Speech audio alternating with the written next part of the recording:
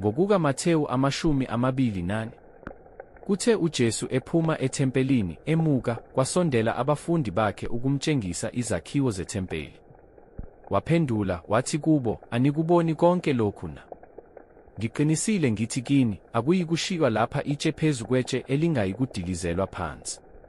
Esahlezi entabeni yeminqumo, abafundi beza kuye bebodwa, bathi, "Sitshele ukuthi lokhu kuyakuba nini, nesibonakaliso sokuza kwakho nesokuphela kwezwe siyakuba yini na?" UJesu waphendula, wathi kubo, "Qaphelani ningadukiswa muntu. Ngokuba kuyakuza abaningi ngegama lami, bathi, Mina nginguKristu, badukise abaningi.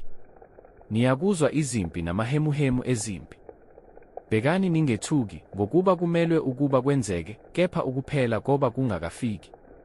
Ngokuba isizwe siyakuvukela isizwe, nombuso uvukele umbuso, kube khona indlala nokuzamazama komhlaba izindawo ngezindawo.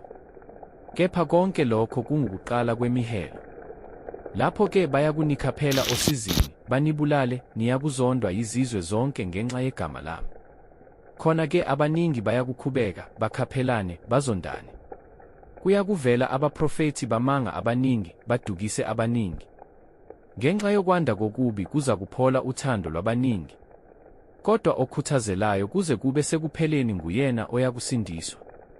Leli vangeli lombuso liyakushunyayelwa ezweni lonke, kube ngubufakazi ezizweni zonke, andukuba kufike ukuphela. Ngakho-ke nxa nibona amanyala encithakalo ashiwo nguDaniyeli umprofethi emi endaweni engcwele, ofundayo makaqaphele, khona abaseJudiya mababalekele ezintabeni, ophezu kwendlu angehli ukuyothatha okusendlini yakhe, osensimini angabuyeli emuva ukuyothatha ingubo yakhe.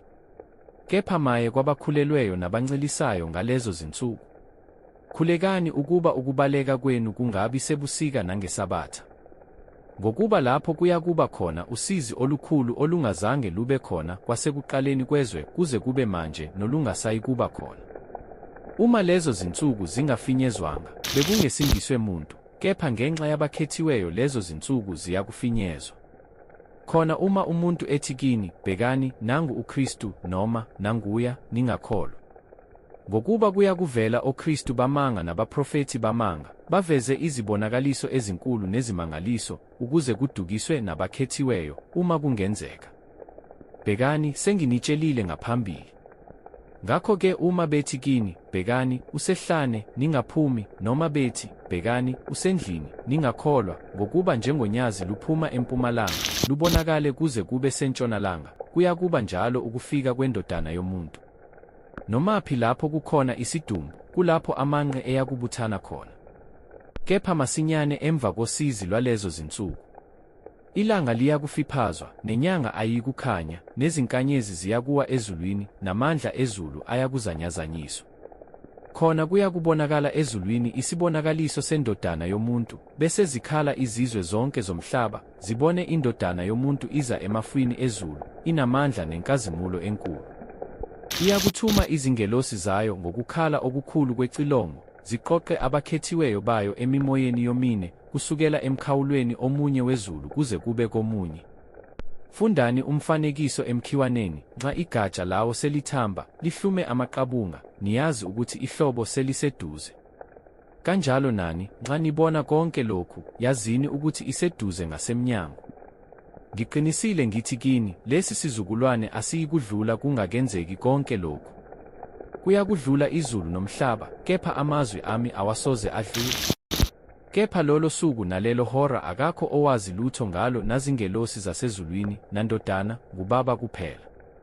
Ngokuba njengasemihleni kaNowa, kuyakuba njalo ukufika kweNdodana yoMuntu. Ngokuba njengasezinsukwini lezo ezandulela uzamcolo babedla, bephuza, beganwa, bendiswa, kwaze kwafika usuku uNowa angena ngalo emkhunjini, abazanga kwaze kwafika uzamcolo wabakhukhula bonke, kuyakuba njalo ukufika kweNdodana yoMuntu. Khona-ke kuyakuba khona ababili ensimini, omunye athathwe, omunye ashiywe, ababili boba besila etsheni, omunye athathwe, omunye ashiywe. Ngakho-ke lindani, ngokuba anazi ukuthi iNkosi yenu iyakufika ngaluphi usuku. Kepha anokwazi lokhu ukuthi, uma umninindlu ebewazi umlindo isela eliyakufika ngawo, ubeyakulinda, angavumi ukuba indlu yakhe ifohlwe. Ngalokho nani hlalani nilungele, ngokuba indodana yomuntu iyakufika ngesikhathi eningasicabangiyo. Pho, ngubani oyinceku ethembekileyo neqondayo, inkosi yayo eyimisile phezu kwabendlu yayo ukuba ibanike ukudla ngesikhathi sakhona? Ibusisiwe leyo nceku okuyakuthi kufika inkosi yayo, iyifumane yenze njalo. Ngiqinisile ngithi kini, iyakuyimisa phezu kwakho konke enakho. Kodwa uma leyo nceku embi ithi enhliziyweni yayo, inkosi yami ilibele, iqale ukushaya izinceku ezikanye nayo, idle, iphuze nezidakwa, inkosi yaleyo nceku iyakufika ngosuku engayibhekile ngalo nangehora engalaziyo, iyinqamule kabili, iyimisele isabelo sayo kanye nabazenzisi, kuyakuba khona lapho ukukhala nokugedla amazinyo.